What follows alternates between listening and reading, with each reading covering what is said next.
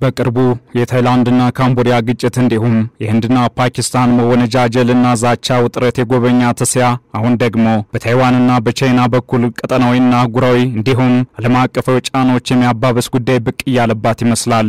ራሷን እንደ ሉዓላዊት ሀገር የምትቆጥረው ታይዋን በቀድሞ እናት ሀገሯ ቻይና በኃይል የመጠቅለል ስጋት ከተጋረጠባት ቆይቷል። ከአሜሪካ ያልተቋረጠ ድጋፍ ያላት ሀገሪቱ ከቻይና የሚቃጣ ማንኛውም ጥቃት መመከት እችላለሁ በእነቷም እየጨመረ መጥቷል። በእስያ ቁጥር 1 በዓለም ደግሞ ሁለተኛዋ ባለ ግዙፍ የምጣኔ ሀብት ባለቤት የሆነችው ቻይና ደግሞ ቀድሞውንም የራስ አካል ነበርሽ አሁንም ቢሆን ማዋሃድ ግድቢል በኃይል ከማድረግ የሚገተኝ ምድራዊ ኃይል የለም እያለች ትገኛለች። ስጋቱም በሁለቱ ሀገራት ብቻ የተገደበ አይደለም። ይልቁንም ድንበር በመሻገር ስጋት መሆን ከጀመረ ሰነባብቷል። ኦክቶበር 21 2025 በጃፓን ታሪክ የመጀመሪያዋ ሴት ጠቅላይ ሚኒስትር በመሆን የተመረጡት ሳናኤ ታካቺ የታይዋንና ቻይና ጉዳይ እንዲቋጭ መላዘ ይዳሉ ሲሉም ተደምጠዋል። ወዲህ ደግሞ የታይዋን መንግስት ከቻይና የተጋረጠው ስጋት በመጨመሩ በዚህ ሳምንት ለዜጎች የደህንነት መመሪያ መጻፍ እንደሚያሰራጭ ተሰምቷል። ይህንና ተያያዥ ጉዳዮችን ባለም አቀፍ ትንታኔ ዘገባችን እንመለከተዋለን። አበረስሜነ ነኝ። 70% ለሚከፍሉ 30% እውነተኛ ቅናሽ በኮሪደር ልማቷ ሸበረቀችው በውቢቷ ፒያሳና አራዳ ፓርክ ፊት ለፊት ከወዳጅነት ፓርክ አጠገብ ቅንጡ አፓርትመንቶችን ከሜሪትስ ፕሮፐርቲ ከባለ 1 እስከ ባለ 3 መኝታ ቤቶችን በካሬ ከ90 ሺህ ብር ጀምሮ ከ49 ካሬ እስከ 130 ካሬ ድረስ በመረጡት የካሬ አማራጭ ከ441 ሺህ ብር ጀምሮ በ10% ቅድመ ክፍያ ብቻ አቀርበንልዎታል። እንዲሁም የጋራ መገልገያዎችን በውስጡ ያካተተ ምን ይጠብቃሉ? አሁኑኑ ከታች ባለው ስልክ ቁጥር ይደውሉ። ታይዋን በዚህ ሳምንት በመላው ደሴቲቱ ለሚገኙ ዜጎች በሚሊዮን የሚቆጠሩ የደህንነት መመሪያ መጻፍትን ማሰራጨት ትጀምራለች። ይህም ነዋሪዎችን ለቻይና ጥቅም የመጋለጥ ዕድል ጨምሮ ለሚከሰቱ ድንገተኛ አደጋዎች ዝግጁ እንዲሆኑ የተወጠነ እንግዳ ክስተት ነው። ይፋ የተደረገው መመሪያ መጻፍ ዜጎች የጠላት ወታደሮች ካጋጠሟቸው ምን ማድረግ እንዳለባቸው ያትታል። ከዚህ በተጨማሪም የታይዋን ዜጎች ለጠላት ኃይል እጅ መስጠት የሚችሉ ማናቸውም ነገሮች ፈጽመው መታሰብ እንደሌለባቸው ማጽኖት ይሰጣል። እንዲሁም ከቦምብ ጥቃቶች ራስን እንዴት መጠበቅ እንደሚቻልና የአደጋ ጊዜ ቁሳቁሶችን ስለማዘጋጀት መመሪያ ይሰጣል። ይህ እርምጃ ታይዋን ህዝቧን ከተፈጥሮ አደጋዎች እስከ ቻይና በኃይል የመጠቅለል ስጋቶች ድረስ ሊያጋጥሙ የሚችሉ አደጋዎችን ለመከላከል የተደረገ የቅርብ ጊዜ እንግዳ ክስተት ሆኗል። ቻይና በዲሞክራሲያዊ መንገድ በምትተዳደረው የታይዋን ደሴት ላይ የሉዓላዊነት ጥያቄዋን እውን ለማድረግ ወታደራዊና የፖለቲካ ጫና እያሳደረች ነው። ይህ መሆኑ ደግሞ ታይዋን ራሷን ለመከላከል መላ እንድትዘይድ አስገድዷታል። የታይዋን ብሔራዊ ደህንነት ምክር ቤት ምክትል ዋና ጸሐፊ ሊን ፌይፋን ራሳችንን ለመከላከል ቁርጠኝነቱ አለን እያሉም ይገኛል። እኒህ ጸሐፊ ቻይና የተሳሳተ ውሳኔ ከወሰነች ከፍተኛ ኪሳራ እንደሚያስከትል ዝተዋል። በታይዋን ያሉ ዜጎችን እርዳታ እንደሚፈልጉም ተናግረዋል። የቁርጠኝነቱ አንድ አካል የሆነው የደህንነት መመሪያ መጻፍ ስርጭት በዚህ ሳምንት ይጀምራል። በደሴቲቱ ዙሪያ ከ9.8 ሚሊዮን በላይ ቅጂዎች ይሰራጫሉ። መጻፉም በእንግሊዘኛና በሌሎች የውጭ ቋንቋዎችም ተዘጋጅቷል። ስርጭቱ ከተካሄደ በኋላ ዜጎች የግል የአደጋ ጊዜ ቁሳቁሶችን ማዘጋጀት ይጀምራሉ።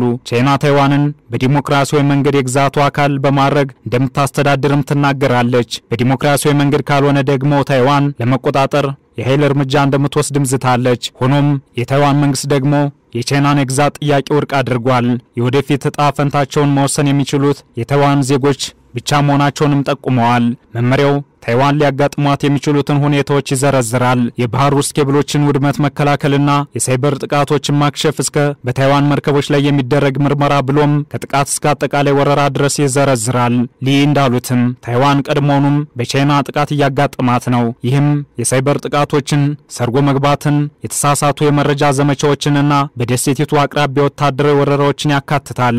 አሁንም ቢሆን ቀን በቀን የቻይናን ትንኮሳ ሀገሪቱ በመጋፈጥ ላይ እንደምትገኝ ተናግረዋል። ከሁለተኛው ዓለም ጦርነት በኋላ በተደረገ የቻይና እርስ በርስ ጦርነት የቻይና ኮሚኒስት ፓርቲ ሲያሸንፍ ተሸናፊዎቹ ራሷን እንደ ሉዓላዊ ሀገር በምትቆጥረው ራስ ገዟ ታይዋን ከተመዋል። ከዚህ ወዲህ በቻይናና ታይዋን መካከል ያለው ግንኙነት ሻክሮ የቆየ ሲሆን ከቅርብ ጊዜ ወዲህ ደግሞ ወደ ግጭት የሚያመራበት ስጋት ውስጥ ገብቷል። ብዙ ሀገሮች ታይዋንን ሙሉ በሙሉ ነፃ የሆነች ሀገር እንደሆነች በይፋ አይቀበሉትም። ከታይዋን በኩል መንግስት ታይዋንን ፔንግሁን፣ ኪመንና ማቱሱን ግዛቶች እንደሚያስተዳድር ይናገራል። ነገር ግን ቻይና አንድ ቻይና የሚለውን መርህ ትከተላለች።